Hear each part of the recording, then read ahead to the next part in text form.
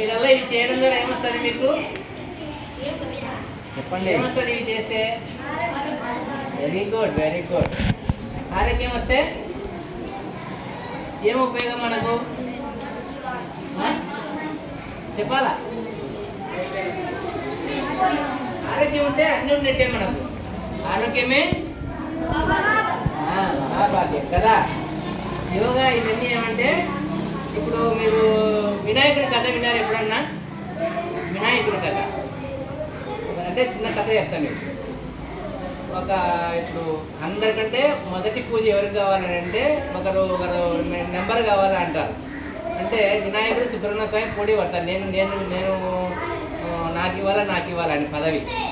అంటే అట్లా కాదు, మీ ఇద్దరికి పదవి ఇచ్చేది, మీరిద్దరు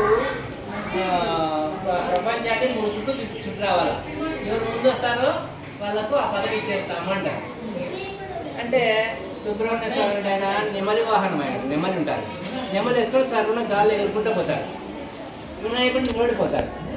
నిలబడిపోయి ఏం చేయాలో అర్థం కాదు. అర్థం కాక కొద్దిసేపు ఆలోచిస్తే ఆయనకు పెద్ద చెవులు కదా, వినాయకుడికి ఎన్ని ఉంటాయి చెవులు? కళ్ళు చిన్నగా ఉంటాయి, కళ్ళు చిన్నగుతలా కదా ఆయనది. అంటే చెవులతో మంచి జ్ఞానం వినడం, పెద్ద చెవులు చేసుకుని వినాలి. టీచర్ పాఠాలు చెప్పేటప్పుడు కూడా పెద్ద చెవులు చేసుకోవాలి. అంటే ప్రతిదీ మీరు వినాలి. అట్లా వినాయకుడు గుర్తు నమస్కారం వినాయకుడికి ఎన్ని పెడతారంటే అట్లా గుర్తు కోసం వినాలి, అంటే దేవుడని కాదు. అట్లా పెద్ద చెవులతో మంచి జ్ఞానం వినాలి. సూక్ష్మ దృష్టి, చిన్నది కూడా కనపడాలి మనకు, అంత మంచి దృష్టి ఉండాలి. సూక్ష్మ బుద్ధి, మంచి విశాలమైన బుద్ధి ఉండాలా. సూక్ష్మంగా చిన్నదాన్ని కూడా గుర్తించే కళ్ళు ఉండాలా.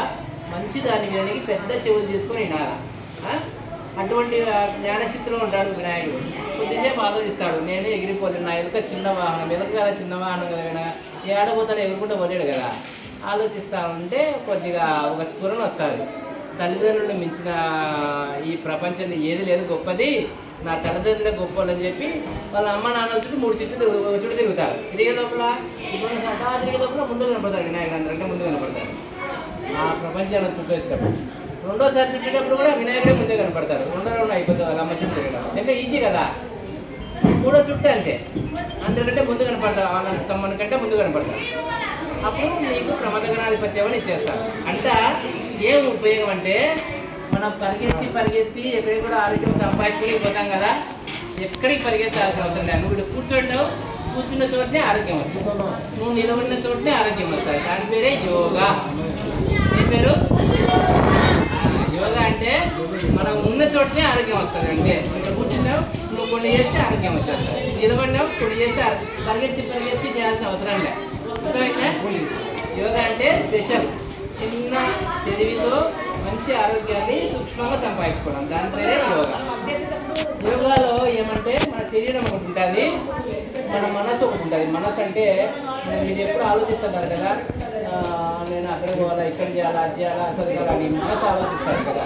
అంటే బ్రెయిన్, ఆ బ్రెయిన్ను మన శరీరాన్ని ఒకటేసారి కల్పించుతారు. దాని పేరే యోగా.